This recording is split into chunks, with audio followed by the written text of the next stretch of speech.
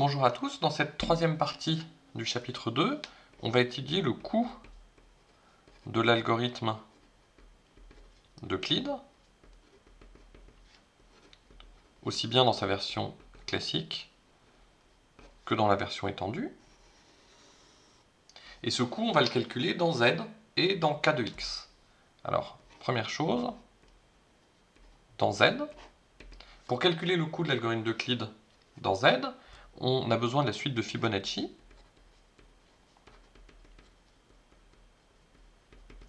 Donc je vous rappelle qu'on l'a défini par f0 égale 0, f1 égale à 1, et pour tout n positif, fn plus 2, c'est la somme des deux termes précédents. Alors, la question, c'est de voir combien de temps, combien d'étapes utilise l'algorithme d'Euclide dans le pire des cas. Et Lamé a résolu ce problème. On prend AB des entiers. Alors, comme on est dans Z, pour calculer le PGCD de A et B, ou même pour une relation de Bezout, on va se restreindre au cas où A et B sont positifs. Et pour AB dans n étoile, tel que A soit strictement plus grand que B, on va prendre aussi n un entier non nul.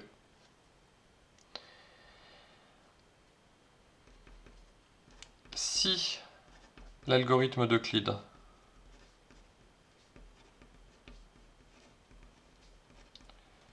pour le calcul du PGCD de A et B nécessite au moins n étapes,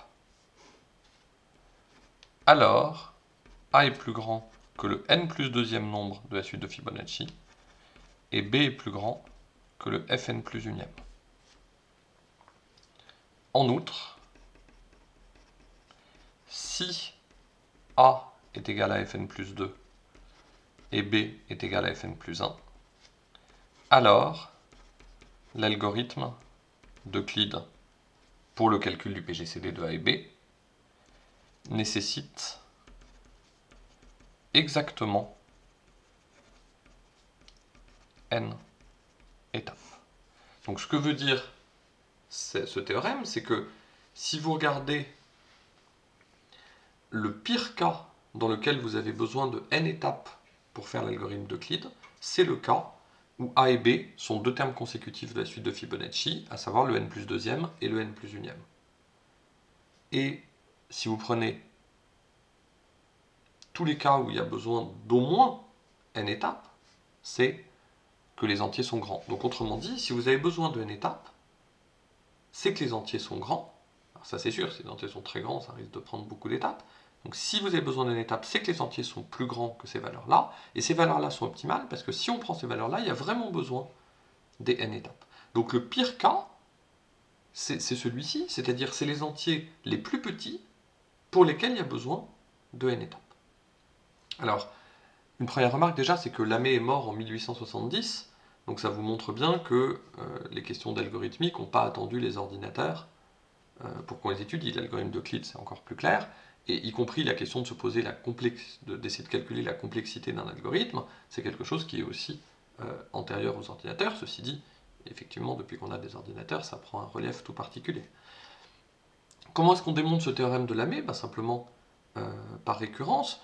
C'est fait dans le poly en détail, mais de toute façon, c'est assez naturel, parce que si vous dites que vous avez besoin de n étapes pour mener à bien votre algorithme d'Euclide, les valeurs de A et B les plus petites pour lesquelles vous avez besoin de ça, c'est celles pour lesquelles, à chaque fois, le quotient dans votre division euclidienne sera toujours égal à 1. Parce que dès que vous avez un grand quotient dans la division euclidienne, eh bien vous avez le reste suivant qui est petit. C'est-à-dire qu'en fait, si vous avez un grand quotient, c'est qu'en fait vous étiez parti d'un nombre qui était inutilement grand, d'une certaine manière. Et donc, c'est assez naturel de se dire que la plus petite valeur de A et B qui donne exactement n étapes, ce sera la valeur pour laquelle au cours de votre algorithme, vous aurez que des quotients égaux à 1. Et si vous avez que des quotients égaux à 1, ça veut dire que chaque terme que vous obtenez, chaque reste, est simplement la différence des deux restes précédents. Et donc si vous regardez ça dans l'autre sens, ça veut dire qu'en fait les restes suivaient la suite de Fibonacci. Donc en tout cas, vous avez ce théorème de Lamé qui vous donne un corollaire tout à fait important, qui est le suivant, qui est de dire que le coût de l'algorithme d'Euclide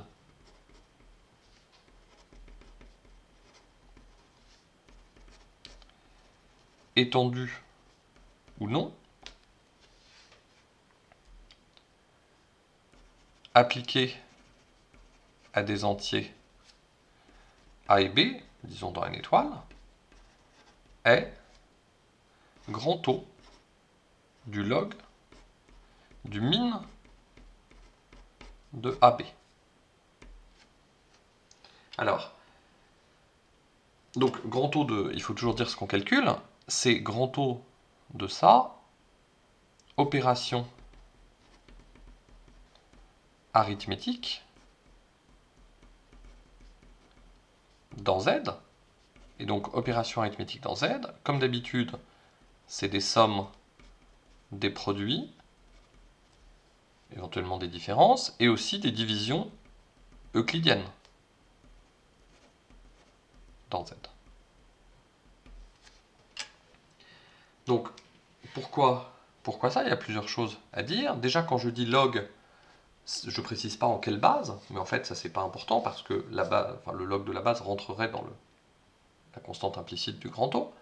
Ensuite, deuxième remarque, donc disons pour la preuve de ce corollaire-là, c'est que le nème nombre de Fibonacci est à peu près de la taille de phi puissance n, avec phi qui est le nombre d'or, 1 plus racine de 5 sur 2, donc à peu près 1,618. Et donc, pour avoir besoin de n étapes, il faut que A et B soient de l'ordre de phi puissance n, disons, et donc ça veut dire que le n, on le retrouve en faisant le log en base phi de A et B.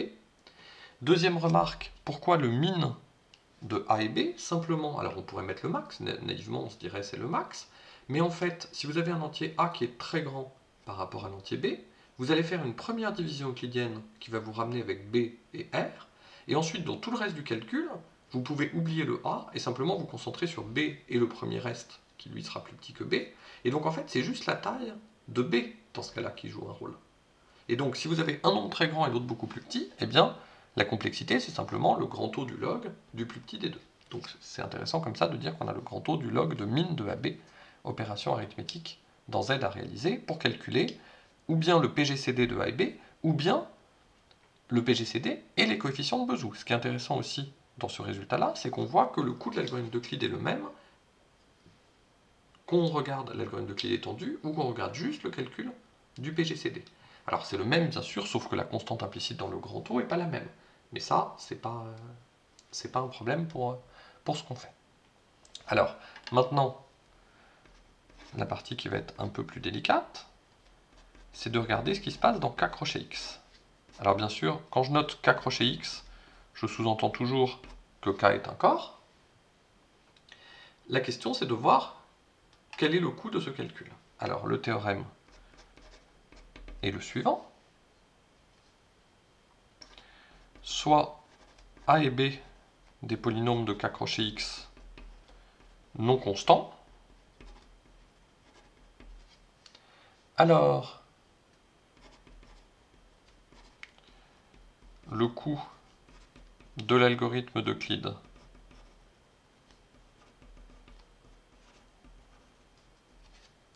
étendu ou non, appliqué à A et B, est de grand O de Deug A fois Deug B, opération arithmétique dans K. Donc j'ai pris les polynômes A et B non constants, donc j'ai pas besoin d'écrire 1 plus 2K ou 1 plus 2B. Le coût de l'algorithme d'Euclide, c'est grand O de 2K fois 2B, opération arithmétique dans K, ce qui veut dire, encore une fois, que le coût de l'algorithme d'Euclide étendu est le même que le coût de l'algorithme d'Euclide non étendu. Alors là, dans ce cas-là, c'est pas complètement évident. En fait, on a une petite remarque qu'on verra dans la preuve, le nombre de divisions euclidiennes à effectuer au cours de l'algorithme, c'est grand O du min entre Doug A et Doug B. Alors, ça on peut le voir assez facilement, on le verra plus en détail dans la preuve. Et donc, le nombre de divisions euclidiennes, c'est facile de l'estimer, mais là où il faut faire attention, c'est que dans K crochet X, une division euclidienne ne prend pas un temps unité. On a vu quel était le coût d'une division euclidienne dans K crochet X, et ce qu'il faut voir, c'est qu'ici on l'estime en nombre d'opérations arithmétiques dans K. Donc si vous avez des polynômes de grand degré, ça vous prend beaucoup d'opérations arithmétiques dans K de faire la division euclidienne de vos polynômes. C'est ça qui est différent avec le cas de Z. Dans le cas de Z, on avait vu combien il fallait d'étapes, c'est le théorème de Lamé, et ensuite le corollaire s'en déduisait immédiatement, parce que faire une étape, c'est juste faire une division euclidienne. Bon, en plus, si vous voulez calculer les relations de Bezout, c'est-à-dire faire la gomme d'Euclide étendue, vous avez quelques soustractions ou produits à faire, mais grand O de 1 seulement. Et donc, c'était immédiat tout à l'heure, dans Z, que le nombre d'opérations arithmétiques à faire, c'est un grand O du nombre d'étapes, c'est-à-dire du nombre de divisions euclidiennes. Ici, c'est pas du tout le cas, puisque vous avez ce nombre-là de divisions euclidiennes à effectuer, mais le nombre d'opérations arithmétiques à faire dans K est beaucoup plus important. Alors c'est ça qu'on va étudier maintenant.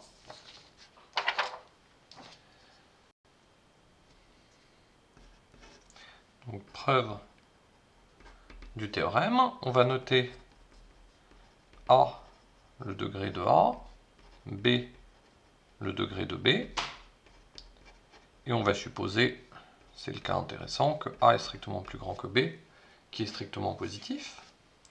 On va noter P0 égale à A, P1 égale à B, et ensuite P2, P3, PE jusqu'à PE plus 1, le dernier PE plus 1 étant nul, les polynômes tels que PI plus 2 soit le reste dans la division euclidienne de PI par PI plus 1.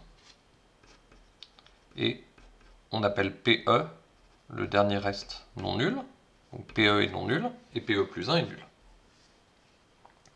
On va noter aussi DI, le degré de PI. Alors, on a bien sûr D0 qui vaut A, strictement plus grand que D1 qui vaut B, strictement plus grand que D2, strictement plus grand que D3, etc.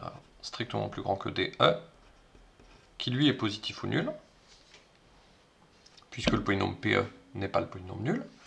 Donc, le nombre d'étapes, disons le E, est plus petit que B plus 1, puisqu'on a une suite strictement décroissante d'entiers positifs qui commence à B.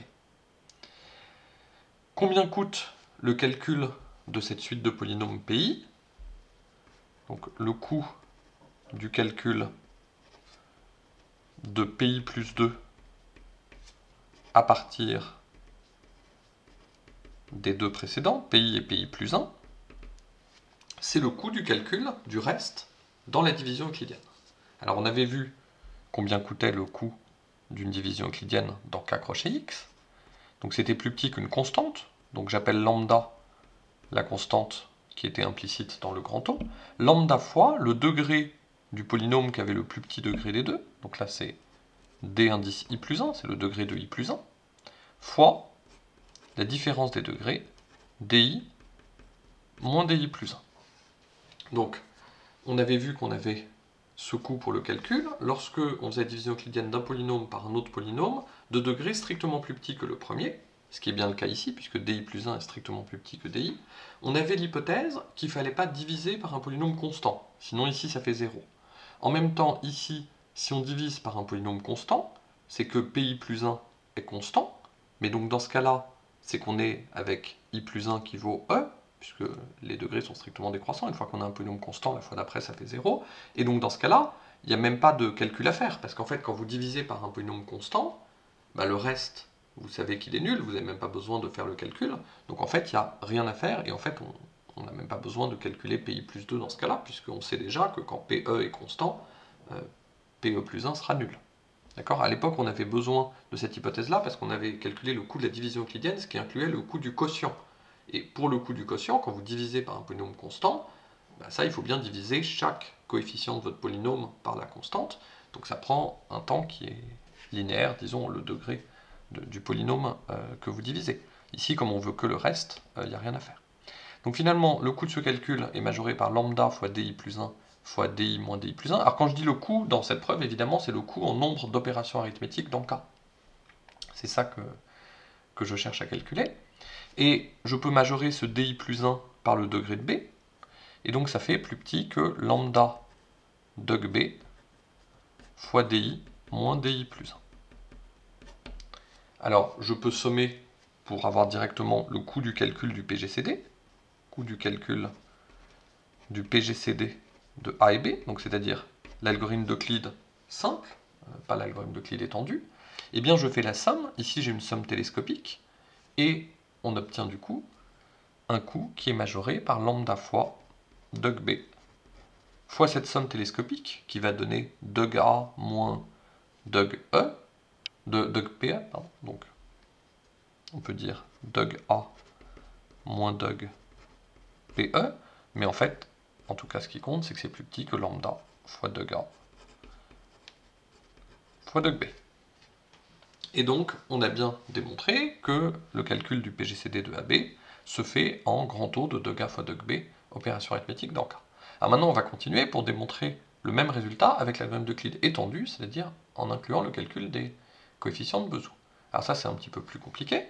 On va noter QI, le quotient dans la division euclidienne de PI par PI plus 1, donc PI plus 2, qui est le reste, c'est PI moins le quotient QI fois PI plus 1. Donc on a divisé PI par PI plus 1, QI c'est le quotient, et PI plus 2, c'est le reste.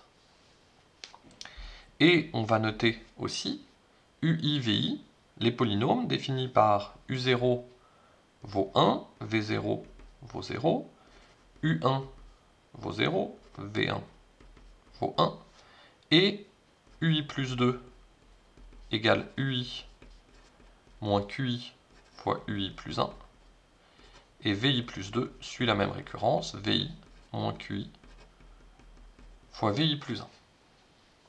Alors ces polynômes-là, c'est ceux qu'on calcule dans l'algorithme d'Euclide étendu, ils vérifient que PI est toujours égal à AUI plus BVI, c'est les coefficients de Bezout successifs, disons, qu'on calcule au fur et à mesure, et l'algorithme d'Euclide étendu consiste à calculer ces UIVI jusqu'à arriver à I égale E, puisque le PGCD de A et B c'est PE, et on a alors une relation de Bezout qui exprime ce PGCD comme combinaison linéaire de A et B avec des coefficients UE et VE. Donc c'est ça le but de l'algorithme. Alors on va estimer les degrés de ces polynômes, et ce qu'on va montrer, c'est que le degré de UI plus 2 est égal à la somme pour k allant de 1 jusqu'à i du degré de qk, et le degré de vi plus 2 a une expression analogue, mais il faut faire attention aux bornes des sommes. La somme commence à 0 jusqu'à i du degré de qk. Alors on démontre ces deux propriétés-là par récurrence. Alors, comment est-ce qu'on fait? On regarde cette propriété-là. Donc déjà, on voit facilement que c'est vrai pour les petites valeurs de i, c'est-à-dire en regardant juste ici pour i égale 0 et i égale 1, c'est-à-dire u2 et u3, et puis pareil pour v. Ensuite, une fois qu'on a constaté ça, on regarde ici ce qui se passe, et si la propriété est vraie au cran précédent, dans ce cas-là, forcément, le degré de ui va être plus petit que le degré de ui plus 1. Et même strictement grâce à cette relation, puisque les polynômes QI ne sont pas des polynômes constants. Ce qui est important ici, c'est de remarquer ça, c'est de voir que QI, c'est le quotient dans la division euclidienne de PI par PI plus 1, et donc la relation très utile qu'on a, c'est que le degré de QI, c'est en fait le degré de PI moins le degré de PI plus 1. Donc ça fait DI moins DI plus 1. Et ça, c'est strictement positif. Et donc, ça montre que si on a cette relation-là qui est vraie pour I-1 et pour I-2, c'est-à-dire que doc de UI plus 1 et doc de UI plus 2, doc de UI plus 1 et doc de UI sont donnés par cette formule-là, eh bien, dans ce cas-là, quand on regarde ici, on voit que le degré de UI est strictement plus petit que le degré de UI plus 1. En plus, ici, on a un QI. Donc finalement, on voit que ce polynôme-là est de degré strictement plus grand que celui-ci, donc UI plus 1 a le même degré que QI fois UI plus 2, pardon, a le même degré que QI fois UI plus 1, et donc ça démontre que le degré de UI au grand, enfin le degré de UI plus 2, c'est le degré de UI plus 1 plus le degré de QI, et donc ça permet de démontrer cette propriété-là par récurrence. Pour les VI, ça marche exactement de la même façon. Et donc, on obtient ces formules-là par récurrence. Alors, on peut les simplifier, vu qu'on a cette relation ici, on a une somme télescopique, et donc on tombe sur le degré de UI plus 2 qui vaut D1 moins DI plus 1, et ici le degré de VI plus 2 qui vaut D0 moins DI plus 1. Donc ça permet de calculer les degrés, et on peut notamment les majorer, puisque ici on voit que les degrés de UI plus 2 sont plus petits que D1, donc ça c'est le degré de B. Et ici, les degrés de VI plus 2 sont plus petits que... Alors on peut même raffiner un peu, on peut dire ici que ça fait le degré de B moins le degré de, disons, de P indice E-1, puisqu'on s'intéresse au polynôme UI jusqu'à I égale E. Donc ici, on va prendre ça pour I inférieur ou égal à E-2. Donc du coup, ici, le D indice I plus 1, ça va jusqu'à D indice E-1. Et ce polynôme E-1, il ne peut pas être constant. PE éventuellement peut être constant, mais pas PE-1. Donc ça, c'est strictement plus petit que le degré de B. Et de la même façon, ici, c'est plus petit que le degré de A moins le degré de P indice E-1, qui est strictement plus petit que le degré de A, pour tout I plus petit que E-2. Donc, on a bien nos polynômes U et V à chaque fois, qui sont de degrés strictement plus petits. C'est assez logique, quand vous avez une relation de Bezout AU plus BV, vous savez que si A et B ont certains degrés, vous pouvez toujours trouver une relation de Bezout avec le degré de U strictement plus petit que le degré de B, le degré de V strictement plus petit que le degré de A. C'est facile à démontrer. Et donc là, on constate que les relations de Bezout qu'on obtient par l'algorithme d'Euclide étendu vérifient bien ces propriétés-là, donc c'est plutôt rassurant. Une fois qu'on a ces majorations, on peut revenir au coût du calcul de UI plus 2 à partir de UI plus 1 et aussi de QI, parce que là, cette fois-ci, je suppose, je suis avec I toujours plus petit que E-2, donc quand je fais ici la division euclidienne de PI par PI plus 1, elle coûte ce prix-là, en nombre d'opérations arithmétiques dans K, sachant que PI plus 1 ne peut pas être constant ici, puisqu'on a I plus petit que E-2, donc il y a vraiment ce coût-là pour le calcul de la division euclidienne, et ça inclut le coût du quotient, qui est QI. Donc, une fois que j'ai... Donc ce coût-là, j'en ai déjà tenu compte ici. Maintenant, une fois que j'ai QI ainsi que UI et UI plus 1, quand je veux calculer UI plus 2, quel est le coût de ce calcul? Simplement, je dois faire le produit QI fois UI plus 1. Et donc, j'ai un produit de deux polynômes à faire. Alors là, j'ai pas besoin de faire Karatsuba ou des choses comme ça, parce qu'en fait, j'ai déjà un coût en grand O de 2A fois 2B pour l'algorithme d'Euclide normal. Je ne vais pas trouver mieux que ça pour l'algorithme d'Euclide étendu. Donc du coup, je vais simplement faire la multiplication naïve. Quand je multiplie deux polynômes non constants, le coût du produit de ces deux polynômes, c'est en grand O du produit des degrés. Donc juste avec la multiplication naïve. Donc ça me fait un grand O de degré de QI qui fait DI moins DI plus 1 fois le degré de UI plus 1 qui fait 2b.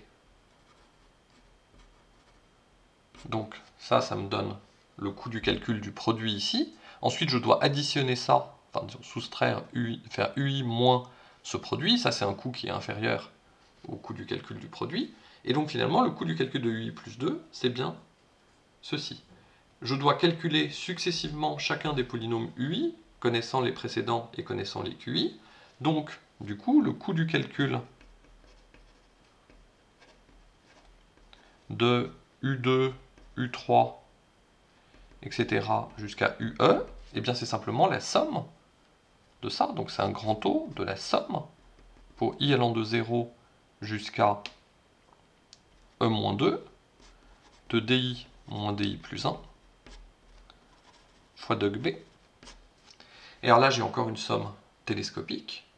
Et je me retrouve simplement avec le D0. Disons, c'est majoré par le D0 en tout cas. D0, c'est dog A. Donc ça fait grand taux de dog A fois dog B. Donc toujours en opération arithmétique dans K. Donc ça donne le coût du calcul de tous les UI, et donc notamment de UE, qui est celui qui nous intéresse. Pour les VI, c'est exactement similaire.